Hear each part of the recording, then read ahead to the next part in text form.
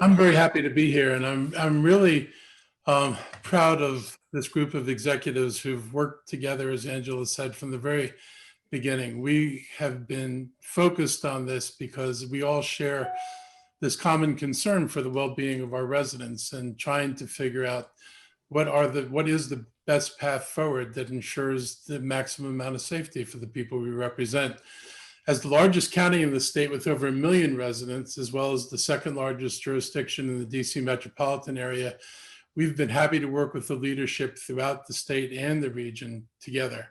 Our county shares a border with Prince George's, Frederick, Carroll, and Howard counties, as well as the District of Columbia, Loudoun, and Fairfax counties in Virginia. Like other jurisdictions, our residents cross borders regularly for work, for school, for recreation, or to visit family and friends. And like our residents, COVID knows no borders. So we've relied on data and science to make difficult decisions. And that's what we've been trying to do from the very beginning.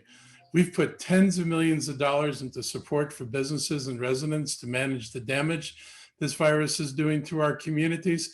We are hopeful that the federal government finally steps up and provides the resources that all of us need. But I know that each of us in our own way has been doing as much as we can to knock down the effects of this virus in our community. And we've put people and their safety first while trying to keep business open so that people stay employed and that there's some sense of normalcy. We have seen these numbers before. We faced numbers like these back in the spring. And back then, the state and the counties largely closed. The actions that the governor took earlier than other states led to a marked turnaround and substantial improvement in our numbers. I remember looking at our charts compared to the charts of other states, just being so pleased with the way our curve bent quicker and didn't get as steep as happened elsewhere. Now, despite these restrictions, we are watching our numbers climb precipitously. The positivity rate in Montgomery County is almost twice what it was this summer. And my cases per 100,000 are 6, 7, 8 times as high as they were this summer. While vaccines are on the horizon, we are still managing an environment without them. In the face of rising cases, we cannot wait because the virus won't wait. We need a bridge to safety until vaccines arrive and are widely available. And until they're widespread, the only control over the spread of this virus are our own behaviors. We're it, folks. There's nothing else but what we choose to do or not do that controls the spread of the virus. We saw what worked to reduce the cases in the beginning of the pandemic, and I believe we need to revisit some of those steps now so we can minimize the human toll until the vaccines arrive. I want as many of our fellow Marylanders to be around to see and be at the end of the tunnel as possible. I can see the light.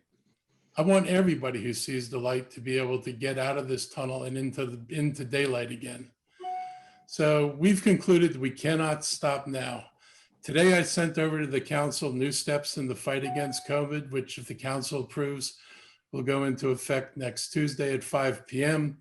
Basically, we are closing indoor dining, outdoor dining, and carry out and drive-through and delivery will all continue to be allowed. We are limiting capacity in large retail stores to one person per 200 feet and a total limit of 150 persons in a retail establishment. And we're limiting sports, non-professional sports are being limited to non-participants of 10 people indoors. Religious organizations can have up to 25 people without approval outdoors, more if they get approval for the conditions in which they're going to do this. Indoor sports are limited to 10. We're determined to do everything we can do to bend the curve again. We know how to do it. We've done it before. We're going to do it again. And we're going to make sure that as many people get to enjoy the holidays that are pretty much ruined for us this year, they're going to get to enjoy these holidays next year. That's my goal. And I'm really happy to be working with a group of county executives who share this common commitment to the well-being of all our residents. Thank you.